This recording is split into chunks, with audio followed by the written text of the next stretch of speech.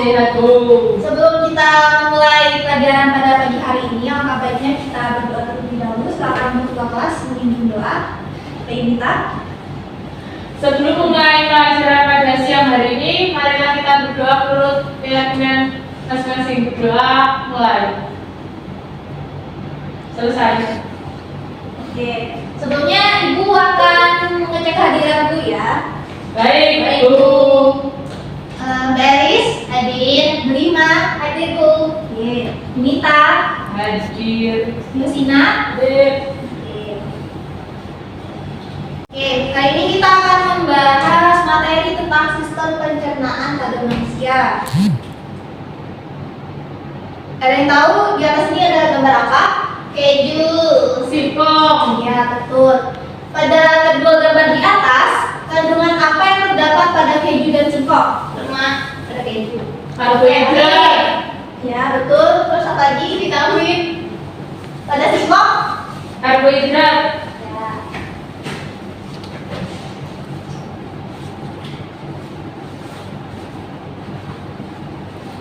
Nah, tujuan pembelajaran pada hari ini yaitu mengidentifikasi secara akurat tentang jenis-jenis zat makanan, yaitu karbohidrat, protein, lemak, gula sederhana, glukosa, amino, melalui praktikum uji kandungan makanan pada tubuh manusia. Dengan model dan metode pembelajaran, yaitu dengan model pembelajaran inquiry dan metode pembelajaran eksperimen, eksplorasi data, presentasi dan tanya jawab dengan profil pelajar Pancasila yaitu bernalar kritis. Selanjutnya di sini ada 6 sifat inquiry. Yang pertama itu ada orientasi atau stimulasi. Yang kedua ada merumuskan masalah. Yang ketiga ada merumuskan hipotesis. Yang keempat ada mengumpulkan data. Yang kelima ada menguji hipotesis dan yang keenam ada menarik kesimpulan dan refleksi.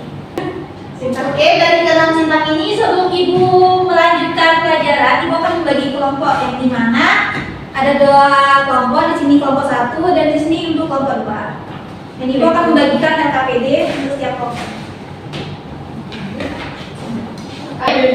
Oke anak-anak, jadi dari gambar di atas kandungan apa saja yang terdapat pada menu makanan bergizi? Saya tahu. Ya, Protein, karbohidrat, lemak.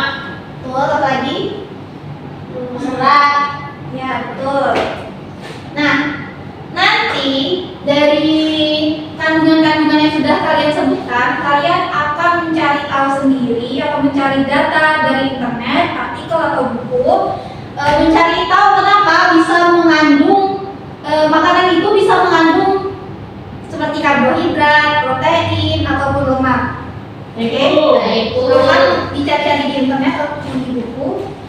Di Sintak 5 ini Ibu meminta kalian untuk mengerjakan LKPD yang sudah Ibu berikan di awal. Ibu kasih waktu untuk mengerjakannya selama 10 menit. Silakan boleh dikerjakan. Baik, Bu. Gimana kelompok 1? Apakah sudah kesulitan? Aman, Bu. Oke, dilanjutkan ya. Baik, Bu. Gimana kelompok 2? Apakah ada kesulitan? Dari sejauh ini nggak ada masih Bu. Oke, dilanjutkan ya. Baik Bu.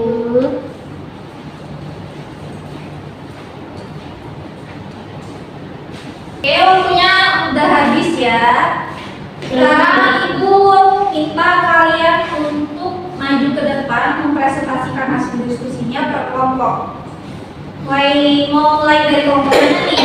Kelompoknya Yuyun. Elis, Bu. Ibu tunjuk ya. Dari Ibu Elis. Ayo silakan. Oke, silakan untuk kelompok 1 mempresentasikan hasil diskusinya.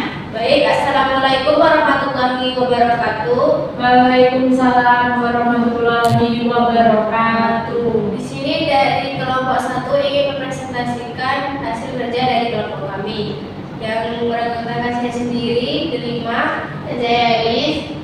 Yang pertama yaitu ekstrak makanan larutan glukosa dari kertas naksa biru menjadi bahan bata yang dinyatakan ada kandungan glukosa. Yang kedua, sari semangka yang awalnya kertas ramus biru menjadi jingga yang ternyata ada kandungan gula. Yang ketiga, larutan nasi yang awalnya kertas ramusnya berwarna biru tetap menjadi warna biru, ternyata tidak ada kandungan glukosa. Sekian dari kelompok kami, kurang lebihnya saya mohon maaf. Jika ada pertanyaan, silahkan. Tidak ada. Baik, terima kasih.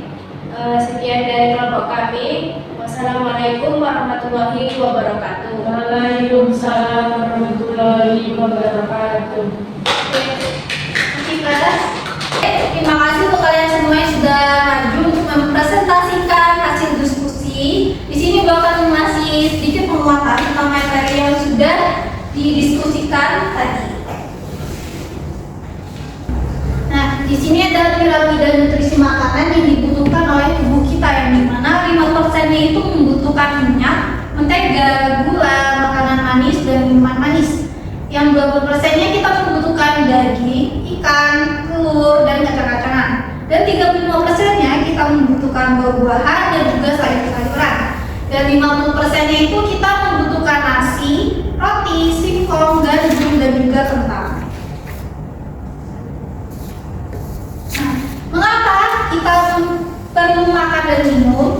Karena tubuh kita itu memerlukan energi, nutrisi, dan juga cairan untuk melakukan berbagai aktivitas serta mendukung pertumbuhan tubuh. Nah, kita juga harus memasukkan makanan dengan menu yang bergizi dan seimbang, yaitu buah-buahan, lauk pauk, sayuran, dan juga karbohidrat. Di sini ada jenis-jenis nutrisi dalam makanan. Yang pertama itu ada protein, yang dimana protein itu ada telur, ikan, daging, serta berbagai jenis kacang-kacangan yang berfungsi untuk pertumbuhan dan perbaikan tubuh.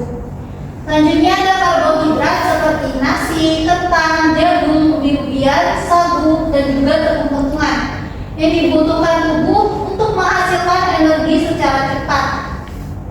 Dan yang ketiga ada lemak seperti daging, kacang-kacangan, ikan, mentega, dan juga susu yang berfungsi untuk melindungi organ tubuh dan menyerap vitamin. Selanjutnya ada vitamin seperti buah-buahan dan sayur-sayuran yang berfungsi untuk membantu tubuh melawan kuman penyakit dan menjaga kesehatan organ. Yang kelima ada serat seperti sayur-sayuran, buah-buahan, dan juga kacang-kacangan, membantu menjaga kesehatan usus dan mempermudah proses buang air besar. Dan yang terakhir ada air seperti buah-buahan, sayur-sayuran, dan juga air minum yang membantu untuk melunakkan makanan dan pembentukan air minum. Nah, cara menjaga kesehatan sistem pencernaan kita yang pertama itu dengan cara dengan makan makanan yang bergizi dan seimbang. Kedua itu menghindari makanan yang terlalu berminyak dan pedas. Yang ketiga, mengucap makanan sebanyak 32 kali. Dan yang keempat, minum air putih yang banyak dan olahraga yang teratur. Nah, dari materi ini apakah ada yang ingin ditanyakan lagi? Tidak ada, Bu. Oke, jika tidak ada, Ibu ada sebuah post-test. Nanti linknya Ibu bagikan di grup kelas ya. Baik, Bu. Gimana untuk pembelajaran pada pagi hari ini? Apakah menyenangkan? Menyenangkan, Bu. Oke, ada yang bisa menyimpulkan dari materi pada pagi hari ini? Saya, Bu. Oke, boleh silakan Rita. Kesimpulan pada materi ini yaitu untuk menjaga sistem pencernaan pada tubuh kita memerlukan asupan makanan bergizi dan seimbang. Kandungan nutrisi seperti serat, protein, vitamin, mineral, dan air untuk memastikan proses pencernaan berjalan lancar dan penyerapan nutrisi secara optimal. Yang dimana serat baik untuk membantu melancarkan buang air besar dan mencegah sembelit, serta berperan dalam menjaga kesehatan bakteri baik di usus. Sedangkan pada protein penting untuk membangun dan memperbaiki sel-sel dalam saluran pencernaan seperti vitamin D dan kalsium, membantu dalam reproduksi enzim pencernaan yang diperlukan untuk memecah makanan. Pada air, membantu untuk melunakkan makanan dan melancarkan proses pencernaan. Penting juga untuk mencegah dehidrasi yang dapat menyebabkan masalah pencernaan. Pada lemak, terutama lemak sehat seperti lemak tak jenuh tunggal dan ganda yang dibutuhkan untuk penyerapan vitamin tertentu dari menjaga kesehatan sel. Baik, mungkin dari materi yang sudah Ibu sampaikan, apakah ada yang ingin ditanyakan? Jika tidak ada, Ibu tutup pembelajaran pada pagi hari ini dengan mengucapkan alhamdulillah bersama-sama. Alhamdulillahirabbil alamin. Untuk materi minggu depan kita akan membahas materi tentang sistem pencernaan pada manusia. Jangan lupa untuk belajar ya. Ibu rasa cukup pembelajaran pada pagi hari ini, kurang lebihnya mohon maaf. Wassalamualaikum warahmatullahi wabarakatuh.